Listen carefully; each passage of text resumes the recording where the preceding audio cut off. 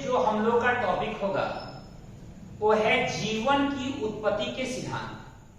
जीवन की उत्पत्ति के सिद्धांत के संदर्भ में हम प्रत्येक चीजों पर बात करेंगे कि जीवन की उत्पत्ति कैसे हुई। इसको लेकर के अलग अलग विचारकों द्वारा अलग अलग अपने मत दिए गए हैं।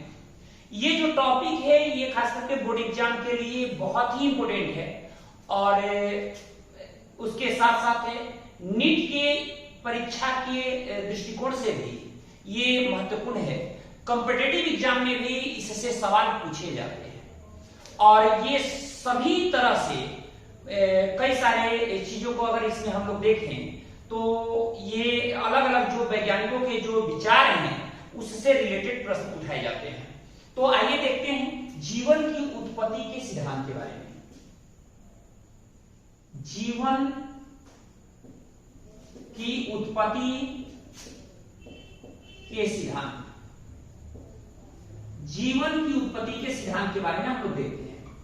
पहला नंबर, हम पहले कई बार मैंने डिस्कस किया है कि आज से लगभग 450 करोड़ वर्ष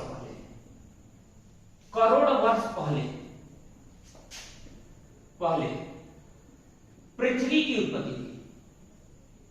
पृथ्वी की उत्पत्ति हुई। आज से 450 करोड़ वर्ष पहले पृथ्वी की उत्पत्ति हुई और पृथ्वी की उत्पत्ति के 50 करोड़ वर्ष बाद यानी आज से 400 करोड़ वर्ष पहले 400 करोड़ वर्ष पहले जीवन की उत्पत्ति हुई। जीवन की उत्पत्ति हुई, ये ध्यान रखिएगा। आज से 400 करोड़ वर्ष पहले जीवन की उत्पत्ति हुई। अब जीवन की उत्पत्ति के संदर्भ में अलग अलग विचारकों के जो मत हैं उस पर हम लोग चर्चा करेंगे। देखिए, जीवन की उत्पत्ति के संदर्भ में जो पहला विचार जाता है वो है विशिष्ट सृष्टिवाद। आता है विशिष्ट सृष्टिवाद। विशिष्ट सृष्टिवाद, जो विशिष्ट सृष्टिवाद सिद्धांत है ये खास करके धार्मिक ये परिकल्पना है, धार्मिक विचारधारा है। और धार्मिक मतलब जो भी धर्म से रिलेटेड जो लोग हैं, जो धार्मिक विचारधारा को मानते हैं, वो ये मानते हैं कि जो पृथ्वी की उत्पत्ति हुई है ना, ये ब्रह्मांड की जो उत्पत्ति हुई है ना, या जीवन की जो उत्पत्ति हुई है ना, वो अलौकिक चीजों से हुई है, अलौकिक शक्तियों से हुई है, दैवीय शक्तियों से हुई, ये बात मानते हैं। यानी इसमें हम लोग लिखेंगे धार्मिक विचारधारा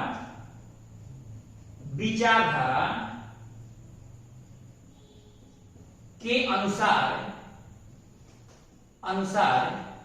जीवन की उत्पत्ति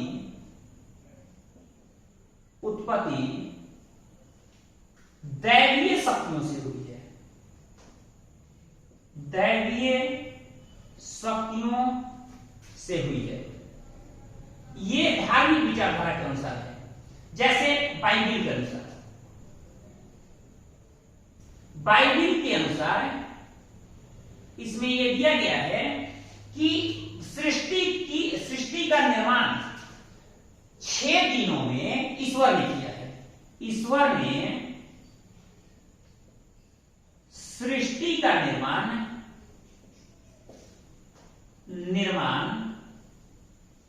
6 दिनों में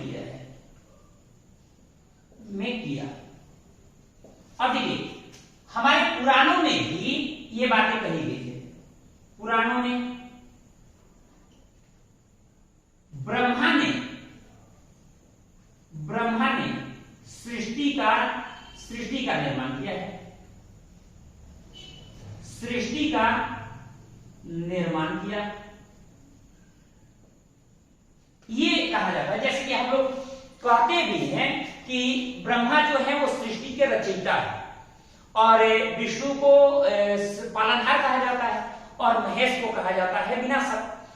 ये ब्रह्मा को सृष्टि का रचयिता माना जाता है क्योंकि सृष्टि का निर्माण इन्होंने किया है। धार्मिक विचारधारा में ऐसा कहा जाता है और ये बात पुराणों में भी है कि पुराणों में कहा गया है कि ब्रह्मा ने सृष्टि का निर्माण किया है, ये बातें कही जाती है। अब देखिए, लेकिन जो वैज्ञानिक लोग वो इस धार्मिक विचारधारा का खंडन करते हैं, धार्मिक विचारधारा को नहीं मानते, कहते हैं कि नहीं ये सही नहीं है, तो इसका खंडन करते हैं और अपना अलग अलग विचार दिए हैं। कई सारे वैज्ञानिक अपना अलग अलग विचार दिए हैं। जैसे इसमें एक विचारधारा आया, एक वैज्ञानिक का विचारधारा आया जिसका नाम था आकस्मिक अकार्बनिकवाद। ये जो विचारधारा था ना, ये कर्बियर नामक वैज्ञानिक ने दिया।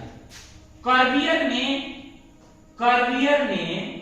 इसका प्रतिपादन किया।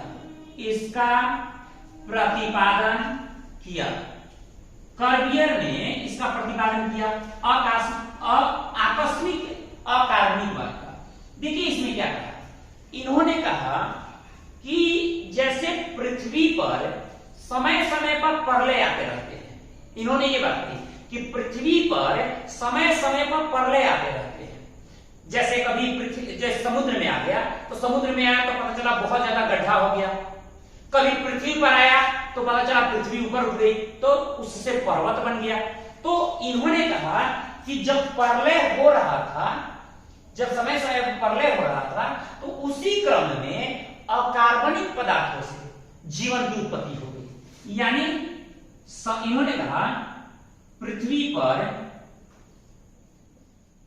पर समय समय पर प्रलय आते हैं तथा इसी प्रलय के क्रम में अकार्बनिक पदार्थों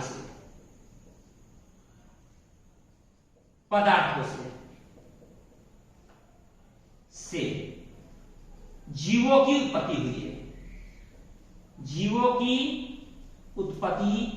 हुई है। ठीक है, ये बात कही किसने? कर्बियर ने ये बात कही। अब देखिए अब यहां तक ही बात नहीं रुकता। जीवन की उत्पत्ति के संदर्भ में और भी कई सारे विचारक हैं जिसने अलग अलग सिद्धांत दिए। उसमें एक और सिद्धांत आया स्वतः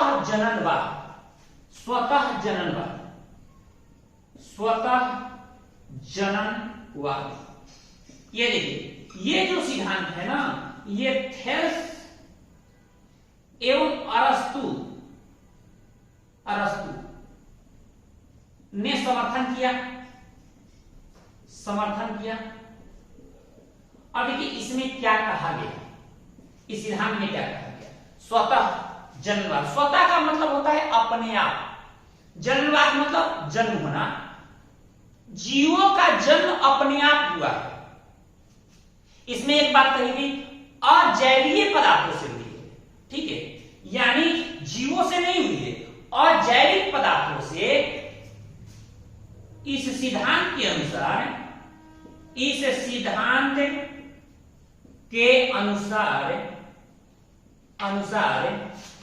जीवों की उत्पत्ति अपने आप और जैविक पदार्थों से हुई है, पदार्थों से हुई है। ये बात इसमें कही गई कि अब देखिए, पहला नंबर थेल्स और अरस्तु इसका समर्थन किया है इन्होंने। इस सिद्धांत में कहा गया है स्वतः का मतलब होता है अपने आप। इसमें कहा गया है कि जीवों की जो उत्पत्ति हुई है ना, वो अपने आप हुई है। और कैसे हुई है? अजैविक पदार्थों से हुई है, ऐसा नहीं। जबकि इस चीज का खंडन किया जाता है आगे चलकर जीव जननवाद। एक सिद्धांत है जीव जननवाद को हार्वे ने दिया था। हार्वे ने प्रतिपादित किया। हार्वे नामक वैज्ञानिक ने प्रतिपादित किया। अब देखिए इसने क्या कहा, इसने कहा कि स्वतः जननवाद सही नहीं है, इसका खंडन किया। कहा कि ऐसा कभी हो ही नहीं सकता कि अजैविक पदार्थों से जीवों की उत्पत्ति हो। ये बात इसने हार्वे ने बात कही। यानी पहला काम इसमें हम लोग जानेंगे कि स्वतः जननवाद को खंडन किया गया जीव जननवाद में। यानी इस सिद्धांत ने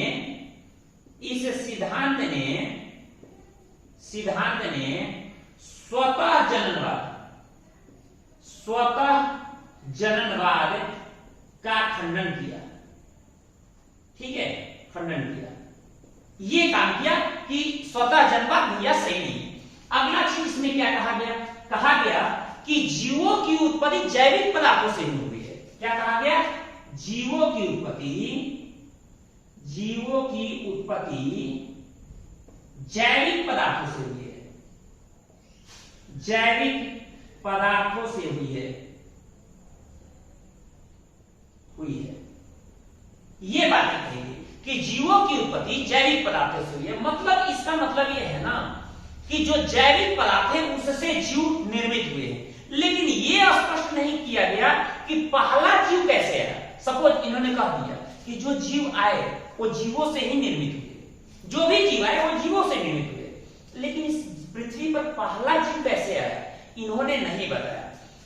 एक मामले में इसको मानते हैं इस सिद्धांत को कि इसने ये क्लियर कर दिया कि अजैविक पदार्थों से कभी जीवन की उत्पत्ति नहीं हो सकती।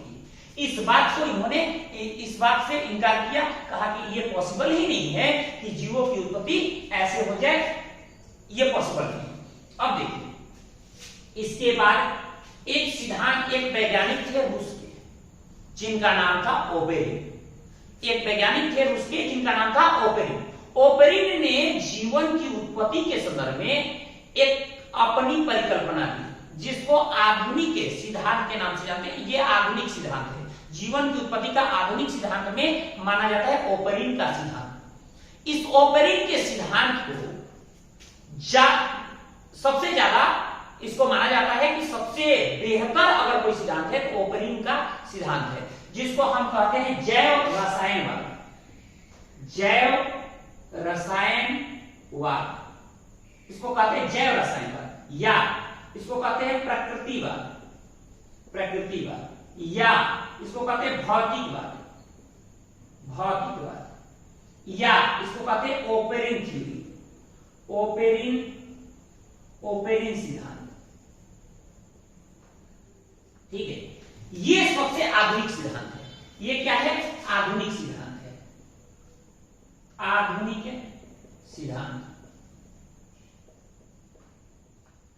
सिद्धांत है। ओपेरिन साहब ने एक पुस्तक लिखी। इनके पुस्तक का नाम है द ओरिजिन ऑफ लाइफ।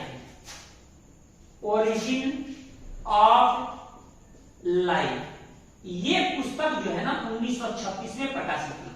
1936 में द ओरिजिन ऑफ लाइफ प्रकाशित हुई और इसमें यह बात बताया गया कि इस पृथ्वी पर जो जीवन की उत्पत्ति हुई है वो 7 या 8 चरणों में इन्होंने बताया कि जीवन की उत्पत्ति हुई है। एक क्रम में जीवन की उत्पत्ति हुई है और इन्होंने बताया कि जैविक पदार्थों से ही जीवन की उत्पत्ति हुई है, अजैविक पदार्थों से जीवन की उत्पत्ति नहीं हुई है। जैविक पदार्थों से ही जीवन की उत्पत्ति हुई है और एक क्रम में हुई है। इस बात का उल्लेख इन्होंने अपनी पुस्तक 1936 में प्रकाशित इनकी पुस्तक रही द ओरिजिन ऑफ लाइफ में इन्होंने दिया है। और सबसे महत्वपूर्ण सिद्धांत यही ओपेरिन का सिद्धांत है। अब सुनिए, ये सारी चीजें जो रही, इसको एक स्क्रीनशॉट आप लोग ले लीजिए, उसके बाद आगे बढ़ते हैं। अब देखिए, इसमें ये जितनी चीजें हैं, जो भी चीजें इसमें शामिल है, पहले है विशिष्ट सृष्टिवाद, जो कि परंपरावादी जो विचारधारा रखते हैं उनका है। जो धार्मिक विचारधारा वाले लोग हैं उनका ये विचार है। जैसे बाइबल में ये दिया गया है कि ईश्वर ने सृष्टि का निर्माण 6 दिनों में किया है, अलग अलग दिन में अलग अलग जीव आए। पुराणों में कहा गया है कि ब्रह्मा सृष्टि के रचयिता है। भाई, ब्रह्मा जी ने सृष्टि की रचना की है, ये बातें कही गई। लेकिन वैज्ञानिक लोग इस धार्मिक विचारधारा का खंडन करते हैं।